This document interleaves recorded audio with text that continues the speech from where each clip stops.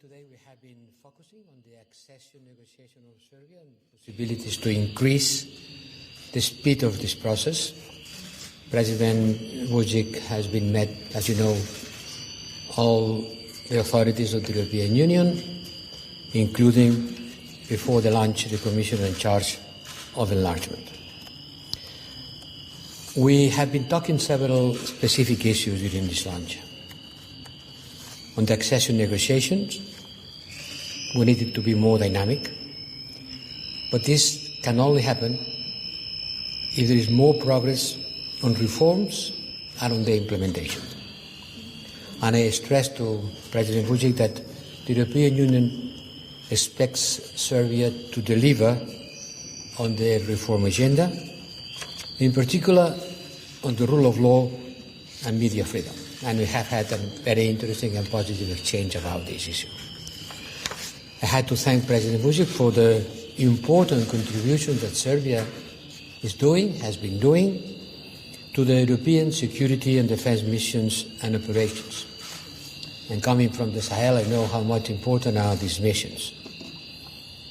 Another issue in which we have to engage and to deliver more is on the alignment of Serbia with the foreign and security policy, with European Union decisions and positions, including with restrictive measures, in line with the framework for accession negotiations. Many member states require a strong alignment of Serbia on this important part of being member of the European Union, which is the alignment in a common foreign and security policy.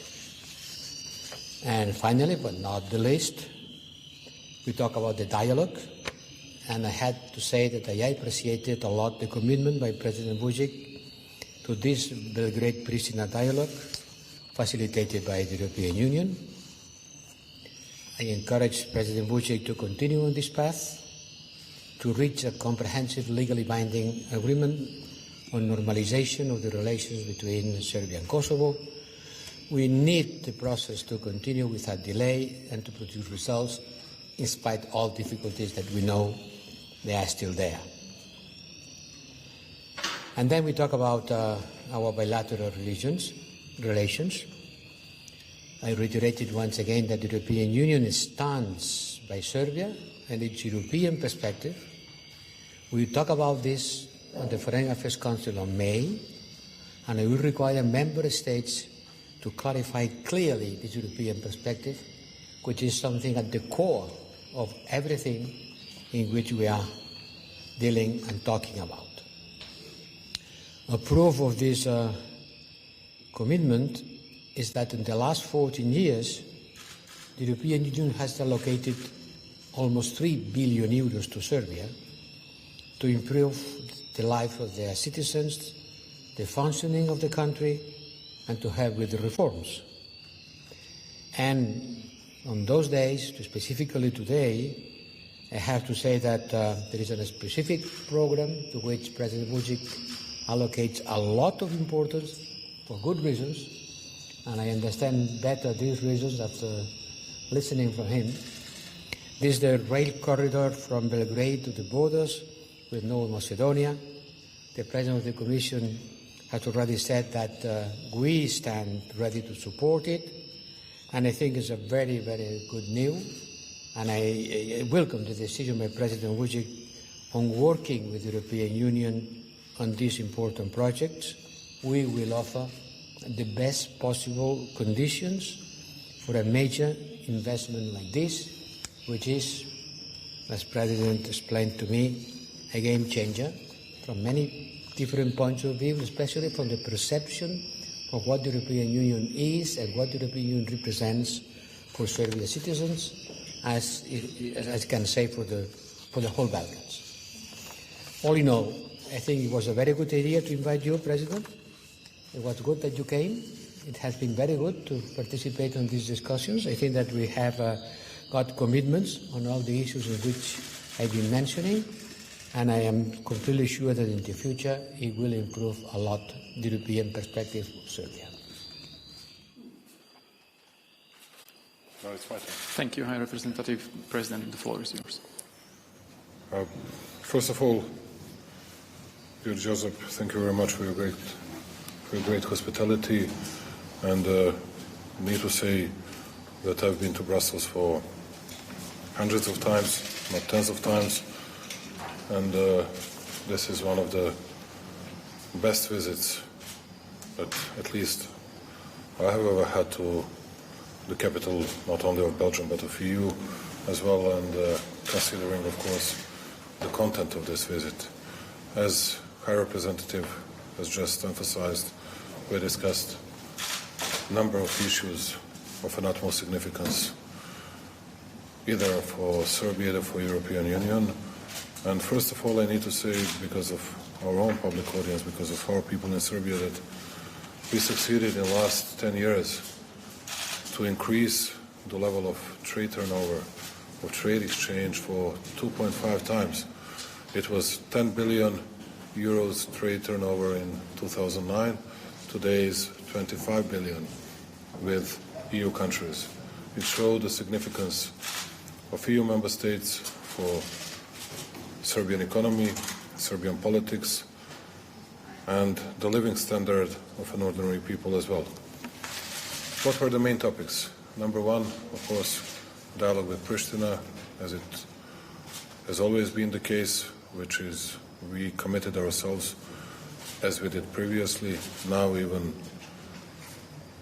with, dare to say, more dedicated approach that will be as much constructive as it is possible, and building up an atmosphere and creating better environment for possible compromise. And we're going to come to Brussels in a good faith, and we hope that we'll find the same determination on the other side, and that we can not only keep on working on this process, but that we can reach some substantive solutions in a period of time that comes. Number two, we discussed the rule of law issue as a part of our accession process to the EU, and we discussed different issues, not only from chapters 23 and 24, we discussed all the other issues from that area, but also from the other areas, including some changes on our taxation and excise system, also some reforms in energy sector, and that's what we have already discussed, not only today, but a few days ago with the representatives of European delegation in Serbia, and I'm absolutely convinced that we're going to do a lot more than we used to, and that we're going to deliver much better results than we used to in the previous times. Of course, we expect fair and unbiased approach from European Union, and I think that is something absolutely regular to be expected from our side. Number three, it's an alignment of Serbia with EU declarations on different political issues that are coming out or popping up from different sides of the world, and of course I explained some difficulties we are facing with, and also connected with the issue of Kosovo, but we obliged ourselves, and we are determined to increase the level of declarations that we're going to make consent with the European Union, that we're going to align with.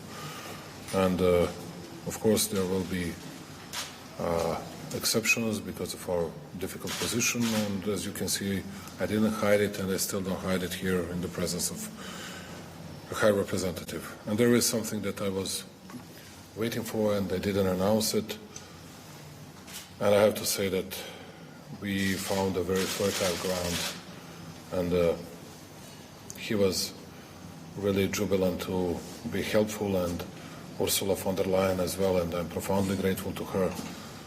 And Mr. Borrell was great on this issue. We discussed this issue with the delegation in Belgrade, but to tell you the truth, I was afraid to speaking up about it before we met today with the High Rep and with the President of the European Commission, and we discussed that issue with Mr. Varhelyi as well. And We got their support. Now I can say to Serbian people that we're going to build, together with the European Union, high-speed railway between Belgrade and Niš, but also from Niš through Leskovac, Vranje to Tabanovce, Preševo, Tabanovce to North Macedonian border, which is going to be a game changer. I'm not ashamed to say this. It is a new Serbia that will look 100% differently, that will create a lot of opportunities for the people coming back to their country, but also for the better transportation from Vienna, Munich, but Ljubljana and Zagreb as well, through Serbia to one way, its eastern branch to Istanbul and southern branch to Skopje, Thessaloniki and Athens, and I didn't mention Sofia, that way to Istanbul, of course, and that will mean a lot, not speaking only about passengers transportation, but speaking about cargo, which is really of an utmost significance for us. And I couldn't hide my jubilance about it, because we all think,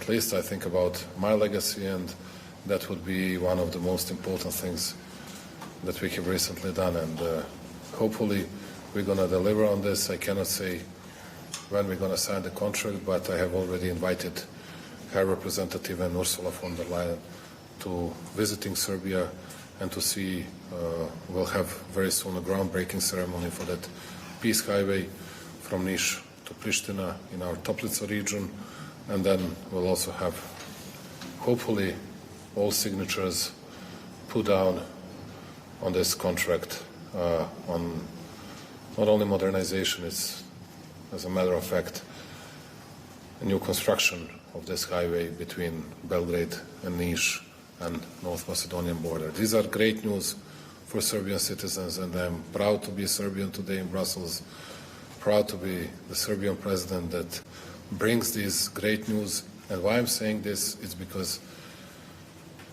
now I can say this, we are going to get at least 35% grants from European Union for this project. It's not only a part of mobility, it's not only a part of connectivity and networking, it's a part of green agenda as well. And we can gain from 35 up to 50% of grants. Even 35 is huge amount of money for us. If you can count it easily, it's from 600 up to 700 million just for that distance between Belgrade and Niš, speaking about million of euros. Thank you very much. I cannot be more thankful, cannot be more grateful. It obliges us to deliver in other areas, particularly in rule of law and everything else. But this is really the very great news for Serbian people. And thank you for giving us this opportunity to be joyful and jubilant today in Brussels. And sorry once again that I took a lot of your time. And thank you very much for this. Hvala, thank you very much. So first question for the EU media. If you can put down your mask and speak to the microphone. Yes, hello. Petra von Willersdorf with Slovenian News Agency. I would like to ask you about this phantom non-paper on redrawing of the borders in the Western Balkans that provoked quite a lot of concerns and in the region, and also criticism that the EU has not denounced it clearly enough. So my question is first to you, High Representative. According to your knowledge, does such a non-paper exist? And if so, who wrote it? And even if it doesn't exist, the ideas about changing the borders, not only including not only Kosovo and Serbia, but also other countries in the region do exist, are floating around. So can you tell us clearly, are there any discussions going on in the EU about this? And what is your opinion about this? And for President Vučić, what do you know about these ideas floating? And have you spoken about this to your colleague, Slovenian Prime Minister Janša, about these ideas? And another question, if I may, about the Washington Agreement. Is that agreement still valid in its entirety, or what's the view about that agreement now? What? Sorry? Washington agreement, the agreement about reached with Kosovo and Serbia in Washington during the times of President Trump. Okay, President, thank you for letting me give the first answer. Well, I have not received this alleged document. You call it a phantom. Well, maybe it's a phantom. I haven't seen it. I heard about it. But, you know, I think that if it is a non-paper, for me it's a non-issue. It's a non-issue. But I want to use this opportunity to underline the continuous and unequivocal support of the European Union to the territorial integrity and sovereignty of Bosnia and Herzegovina, well, as much as the other countries of the Western Balkans. And I think that we should concentrate on things that matters, things that work, on a constructive dialogue needed to move Bosnia and Herzegovina forward on its European path, and not to debate about ideas that distract us from our shared work on bringing the whole of the Western Balkans into the EU. This is the main purpose, one of the most important purposes of my mandate, to bring the whole of Western Balkans into the EU. And in order to clarify this, I will have a call, maybe today or tomorrow, depending on the agenda of all of us, with the Bosnia and Herzegovina trio presidency, where I will also pass this message very clearly. Thank you, Mr. President. Yeah. First of all, I haven't spoken to Prime Minister Janša, if that was your question, for quite a while. Last time we spoke to each other, it was regarding pandemic situation, and he was asking for something, I was asking for something. We had to move some people from Italian-Slovenian border to Serbia. That was the main topic of our discussion last time, and it was a long time ago. Unfortunately, didn't have a chance to speak to him in the recent period of time. Unlike many others, I'm always open for any kind of debates, and I don't think that we live in a time of medieval inquisition, but we are fully focused on our economy, on our EU accession path, on our economic progress, and that's what we pay attention on, and that's what we emphasize in our work. And of course we support integrity of Bosnia and Herzegovina. I assess that thousands of times, and also the integrity of Republika Srpska within Bosnia and Herzegovina as well, which is our obligation due to Dayton Peace Accord signed 26 years ago. And I haven't seen any papers. No one have ever presented it to me, and I cannot lie about it just to condemn someone that was allegedly doing something. I didn't see it, and no one have ever mentioned such an on-paper to me. I don't know for the others, but with me no one discussed it. Speaking about Washington Agreement, here our job is to provide into deeds everything that we have already agreed on in Brussels Agreement, signed on 19th of April 2013, and these are our expectations. Speaking about Washington Agreement, we hope that the other side will also deliver on these issues, although so far we couldn't see any reactions from their side. We are ready to deliver if that is all about Belgrade-Pristina relationship, speaking about mini-Schengen, speaking about non-applying or non-submitting for the candidacy status within several different organizations, institutions, and it's about non-recognition and revoking recognition campaign for a year at least. We didn't break it so far. We didn't violate the rules of Washington Agreement so far, but we'll see what the other side will do. But what is of an utmost importance, it's a dialogue process under the auspices of the European Union, and we hope that we'll be able in making good progress with Pristina on this issue, which is of an utmost importance for both sides on our EU path, which is important for us regarding the living standard of our people, regarding the overall atmosphere in the region, and also in bringing back many Serbian people from abroad to their homeland. Thank you once again. Thank you. Next question, Serbian media. Marina Maksimovic, Tanya News Agency. High Representative, for your question, you talked about increased speed for Serbia accession. Do you see Serbia making a big step this year, meaning opening new clusters?